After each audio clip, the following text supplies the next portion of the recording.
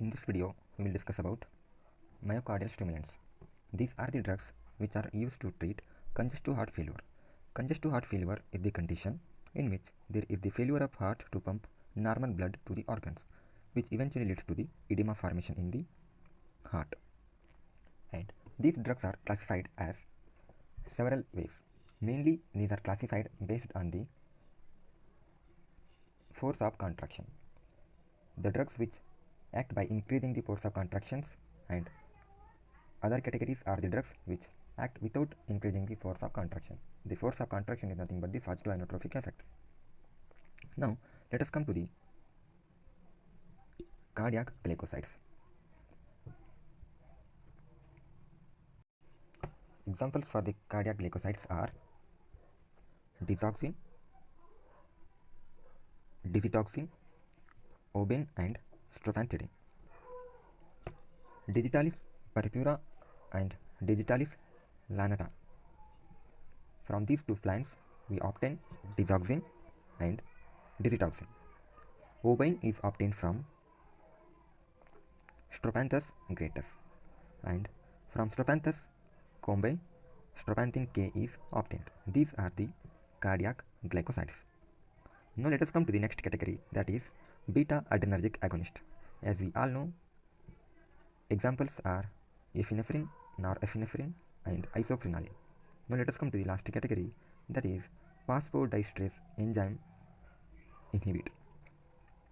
Those are theophylline and caffeine. From the examination point of view, cardiac glycosides is the most important topic. Now let us discuss about the mechanism of action of cardiac glycosides.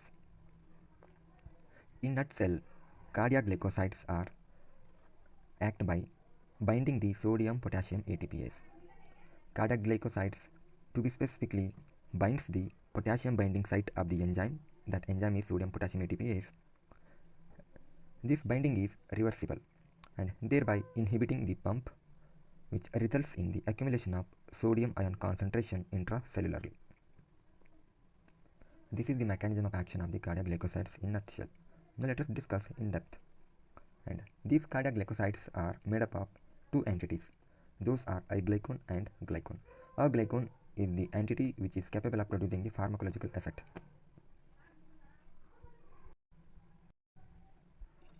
Before going to the actual mechanism of the cardiac glycosides, it will be easy if we are thorough with the what is normal physiological function in the body.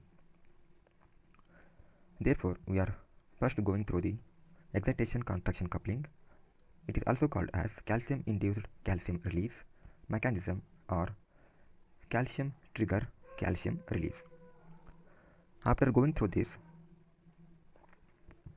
we can clearly understand the mechanism of action of the cardiac glycosides. In first step, calcium ions enter into the cytoplasm of the cardiac myocytes, and those calcium channels are voltage sensitive. Whenever the positive voltage is there, those voltage sensitive calcium channels get opened, and from those channels calcium ions will get entry into the cytoplasm of the cardiac myocytes. This is the first way by which the calcium channels open and the concentration of the calcium in the cytoplasm is start increasing. After that, the action potential, which is transmit to the endoplasmic reticulum through the T tubules. And the next way is calcium ions can also be enter the cell by the sodium calcium exchanger. By these three mechanisms, one, the entry of calcium through the voltage sensitive calcium channels, and second is through the entry of calcium into the cell by the sodium calcium exchanger, and next one is by the action potential transmit to the endoplasmic reticulum or sarcoplasmic reticulum through the T tubules. These three factors will give rise to increased accumulation of the calcium in the cytoplasm. This increased concentration of the calcium ions in the cytoplasm will trigger the endoplasmic reticulum, thereby the opening of the channels which are present on the endoplasmic reticulum, and inside the endoplasmic reticulum there is the store of the calcium ions. Those ions will get released into the cytoplasm. Therefore, this mechanism is called as calcium-induced calcium release or calcium-triggered calcium release. The release of the factor which is triggering the release of calcium into the cytosol is the calcium itself, and these calcium are got entry into the cell by the opening of calcium channels. Those are voltage sensitive calcium channels, and also by the sodium calcium exchanger. After the release of calcium from the endoplasmic reticulum, there is the high concentration of the calcium ions in the cytosol. From then, we all know the mechanism of the contraction, in which the increased amount of calcium that is present in the cytoplasm will bind to the actin myosin, and those sliding filament theory we all know. After that contraction of the mother cells, then those calcium ions which are unused or which become free in the cytosol, those are pumped back to the endoplasmic reticulum. And those pumping back of the calcium ions into the endoplasmic reticulum is through the calcium ATPase which is present on the endoplasmic reticulum.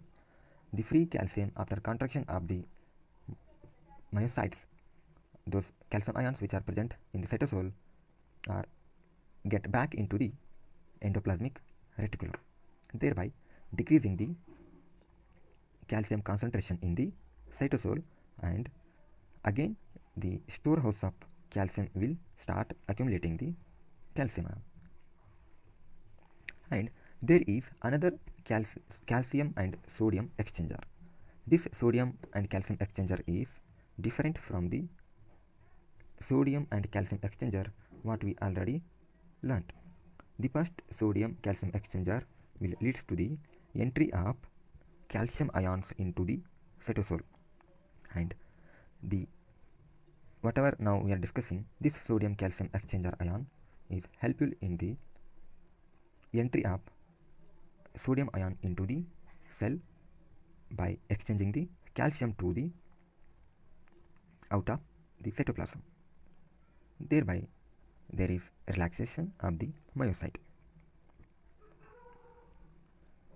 And after the entry of sodium ions into the cytosol, then the sodium potassium ATPase start working. The function of sodium potassium ATPase is to remove the accumulated sodium which are present in the cytoplasm to the outside, and the potassium concentration which is present outside the cell is get entered. This is the function of the sodium potassium ATPase. The sodium potassium ATPase helps in the exclusion of the 3 sodium ions outside the cell from the inside, and intrusion of the 2 potassium ions from outside to the inside of the cell.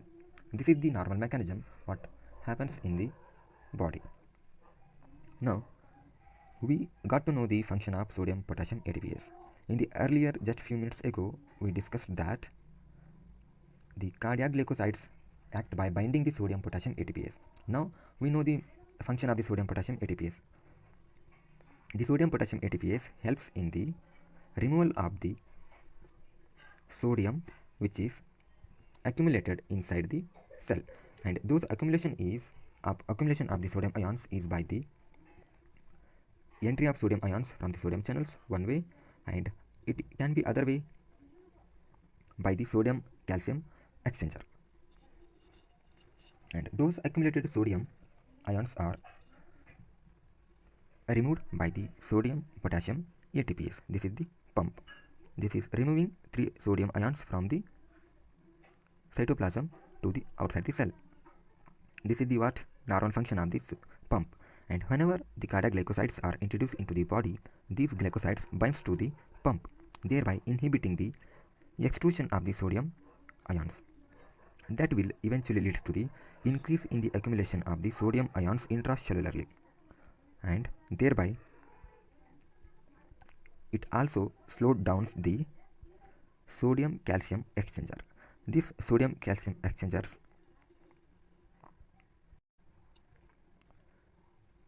this sodium calcium exchanger will function as removing the calcium ions from the cytoplasm. Whenever this sodium calcium exchanger get slowed down, it will lead to the stopping removal of the calcium ions from the cytosol to the outside of the cell, thereby increasing the calcium ions into the cytoplasm is going to happen. The next step is increased calcium intracellular, and this will trigger the endoplasmic reticulum to release more calcium into the cytosol, and this will keep the cardiac myocytes in the contractibility position, and this will eventually lead to the increased contraction time because there is increased calcium in the cell.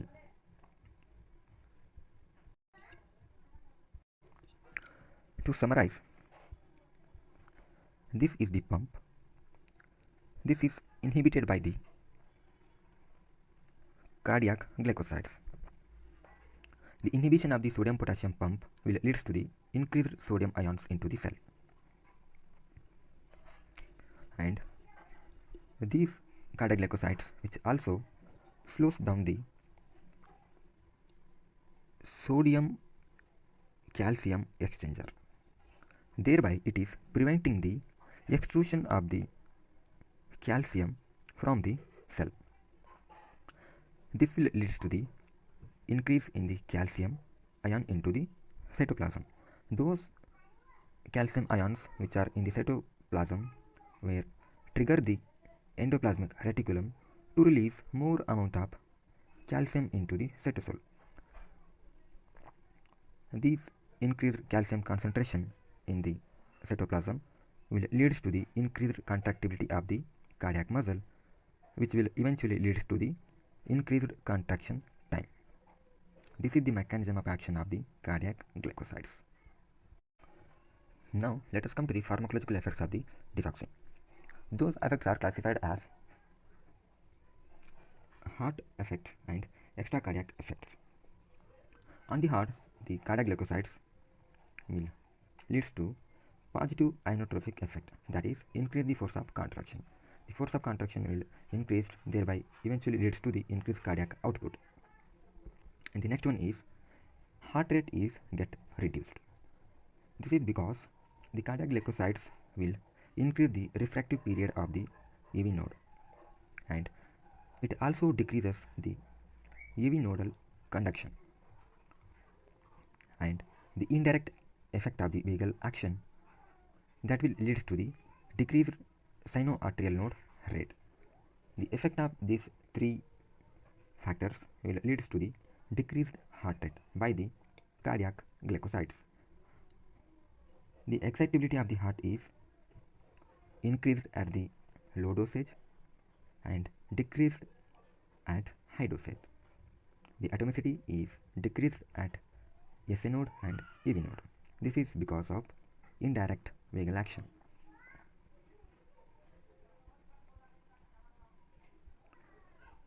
And in the extra cardiac pharmacological effect of the cardiac glycosides is the BP is get increased, or if it is decreased, that is normalized. This is because of the positive inotropic effect that is produced by the cardiac glycosides. Now let us come to the pharmacological effect of the cardiac glycosides on kidney. In case of congestive heart failure, there is decreased cardiac output. That will lead to the counter effect of increased sympathetic tone. The increased sympathetic tone will lead to the increased angiotensin formation, and this will lead to the increased aldosterone. This is the one way. And because of decreased cardiac output in the congestive heart failure, there is decreased renal blood flow. The effect of both these decreased renal blood flow and increased angiotensin and aldosterone will lead to the decreased diuresis and decreased sodium excretion. And after digitalization, that is introduction of the cardiac glycosides in the body, there will be increased cardiac output and decreased sympathetic tone will happen. The combined effect of these two, increased cardiac output and decreased sympathetic tone, will lead to the increased diuresis and sodium excretion. Thereby, this will give the relief from the edema due to congestive heart failure. And on CNS, the effect of cardiac glycosides is nausea and vomiting. This is about the cardiac glycosides, their mechanism of action and their pharmacological effect. When it comes to the beta adrenergic agonists such as epinephrine, norepinephrine and isoprenaline will increase the force of contraction. Thereby, they will help in the getting rid of the congestive heart failure. When it comes to the next class of drug, those are phosphodiesterase inhibitors. Examples: theophylline and caffeine. These are act by inhibiting the phosphodiesterase 3. The function of the phosphodiesterase 3 enzyme is it will metabolize the cyclic AMP which is produced by the ATP to the 5-AMP. The conversion of cyclic AMP to the 5-AMP is by the phosphodiesterase enzyme. By this conversion, there is decreased amount of cyclic AMP is there, that will lead to the decreased calcium concentration in the cytosol. If we inhibit the phosphodiesterase enzyme, there is no conversion of cyclic AMP to the 5-AMP, that will lead to the increased amount of cyclic AMP in the cell, thereby leads to the more calcium concentration into the cell, thereby it will help in the increased contraction time of the cardiac myocytes. These phosphodiesterase enzymes inhibitors are act by the inhibiting the phosphodiesterase enzyme. And when it comes to the drugs which act without having the effect of positive inotropic, examples such as angiotensin converting enzyme inhibitors, for examples enalapril and captopril. These drugs will inhibit the angiotensin converting enzyme, so there is conversion of angiotensin 1 to the angiotensin 2 is decreased, and the secretion of corticosteroids, mainly aldosterone, is less. Thereby, there is the decreased retention of the sodium and water, which will lead to the decreased blood volume and the size, that is preload and afterload of the heart, and that will help in the getting rid of the congestive heart failure, and heart failure is avoided. This is the mechanism of action of the angiotensin converting enzyme inhibitors. Simply remember, the angiotensin converting enzymes, by inhibiting these enzymes, there is no formation of angiotensin 2, and if angiotensin 2 is not in adequate amount, which means there is no secretion of aldosterone. If the amount of secretion of the aldosterone is less, that will lead to the diuresis and sodium excretion, thereby finally getting relief from the edema due to the congestive heart failure. This is about the topic myocardial stimulants. Thank you.